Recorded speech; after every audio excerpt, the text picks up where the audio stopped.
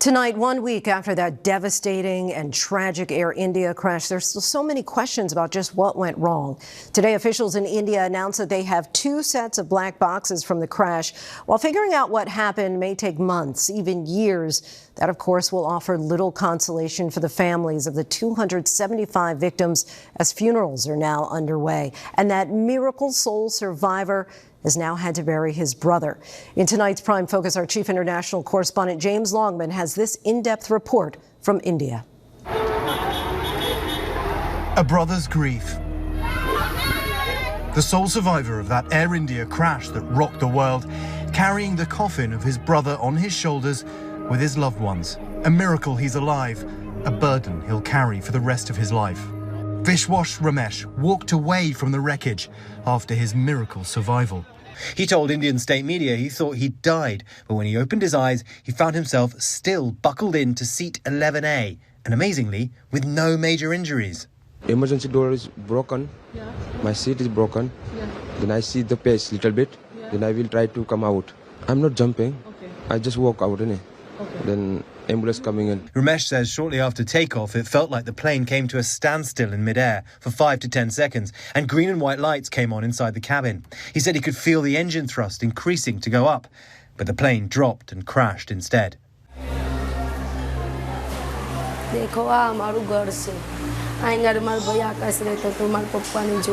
Urmila Patani lost her brother Akash last week. On his bed, a makeshift memorial scattered with rose petals obscures his ugly death. He was only 15 and was sleeping at his mother's tea stall when Air India Flight 171 crashed, killing at least 275 people and injuring many more. His body lay burning in the street. This video of his mother Sita has gone viral in India. She ran back into the fire for her son. She's now in the ICU with severe burns. बहुत मेरा भाई था मुझे बहुत पसंद था मेरा भाई 4 दिन से उसकी आवाज नहीं सुनी तो मगज भी काम नहीं. As Akash's family mourns his loss, the crisis for Air India is deepening. The airline says they have a shortage of aircraft because of extra safety checks, and now the company has announced they're reducing international service on wide-body aircrafts by 15% for the next few weeks. India's air regulator is now insisting there are no major safety concerns for Air India's fleet as we get more clues about what went wrong on Flight 171. The Ram air turbine, or RAT, was deployed. It's a small propeller-like device and only deploys in 3 scenarios: when both engines fail, the electronics go down, or the hydraulics malfunction. This new finding raises more questions as investigators continue to piece together clues about the plane's final moments and what crisis the pilot faced when he called a mayday. The plane, bound for London's Gatwick Airport, crashed in Ahmedabad just about 30 seconds after it took off. In a very, very busy residential area, and the plane's wings, we're told, clipped those trees behind me, flew over these buildings before crashing over there. And up on a roof, you can see how this could have been an even bigger catastrophe. Hundreds, thousands of people live in this neighbourhood. It's packed with people. And just 100 yards or so away from where I am, that is the fuselage of the plane. Krish lives here. He was playing cricket with friends when the plane went down. Mind-blowing. I never seen in my life this type of scenes. Yeah, if you take a look at the aerial shots of this area, it's very built up. There's a small patch of kind of grass, and that is where Krish says the pilot looks like he was aiming for to avoid his home and those of thousands of other people. But, so you think that the pilot avoided your house? Yes. You think that it's because of him that you're alive? Krish says many more would have died if the pilot had hit these buildings.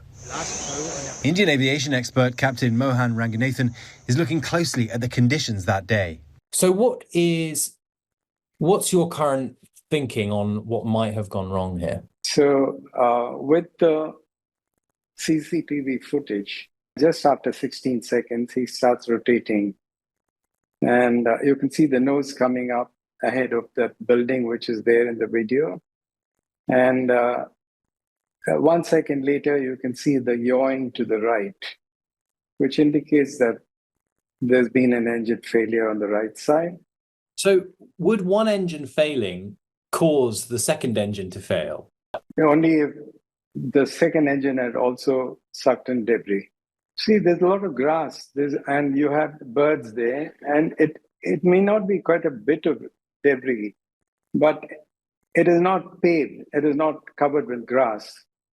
So with full thrust on the Dreamliner engines, it can suck in any loose soil. This is just one theory of many circulating. Indian and international investigators working on the crash haven't given any clues on what the cause might be. But the fireball that consumed it has severely complicated victim identification. Investigators are now using DNA testing so remains can be returned to grieving families.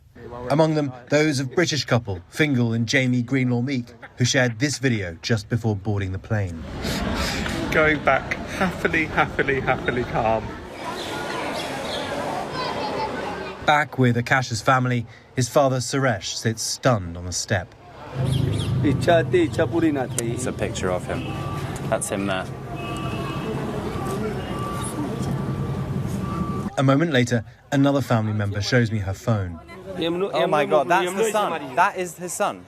They're showing me some very distressing videos there, including what this lady says is that 15-year-old boy, his body on fire in the street.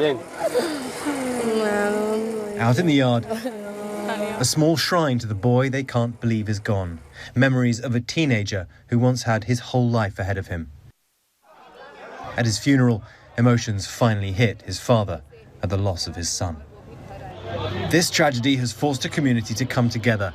Sanjay was there when the plane went down.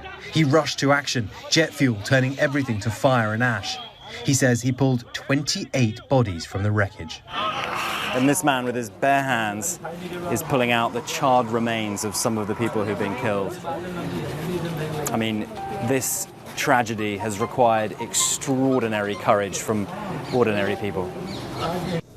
James, you are so right. Our thanks to you.